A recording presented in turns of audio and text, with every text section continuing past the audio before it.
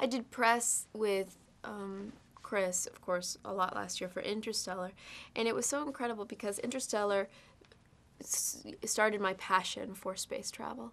And I remember one time we were doing press and he mentioned, someone asked him what, his favorite directors, and Ridley Scott was on the list. And I just become really interested in space travel, and I got a call that Ridley was making this film, and it was to play an astronaut. So yeah, it was great working with both. They're very, I would say that they're very similar in terms of their aesthetic. But these films couldn't be more different. Interstellar is this philosophical poem, I think, and this is Robinson Crusoe on Mars. So they're very, very different in tones. Well, I based her a lot on, I got to meet Tracy Dyson, who's an astronaut that I met at NASA Houston, and I really liked her energy, and so I thought a lot about her when I played the character, and I asked her a lot of questions about what makes a good commander.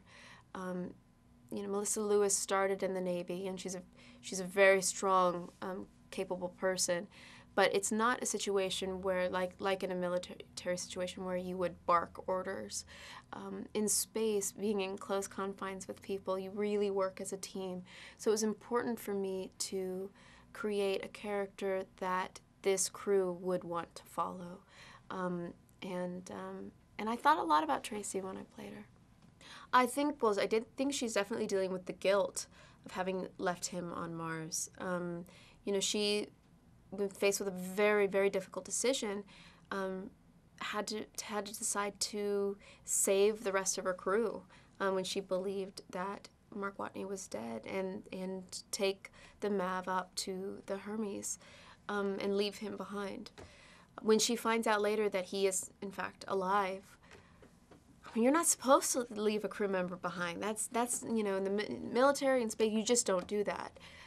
So she has a lot to deal with, but she can't allow her emotions to override her ability to lead and command this mission, because even being in space, it's a very dangerous situation for them to be in. So she still has to stay in somewhat control over the situation. He's lovely. I've done 2 films with him. Sadly, I've only had about 10 minutes of screen time with him in 2 films.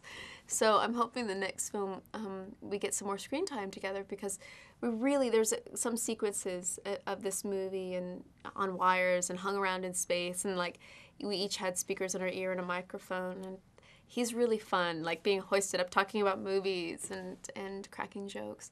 Before a take, one time we were like, okay, get this. Ridley was telling us, okay, remember to do this, and da-da-da-da. Okay, and we're about ready to start. And then Matt goes, Jessica, remember, we're in space. I was like, yes, we're in space. Thank you so much.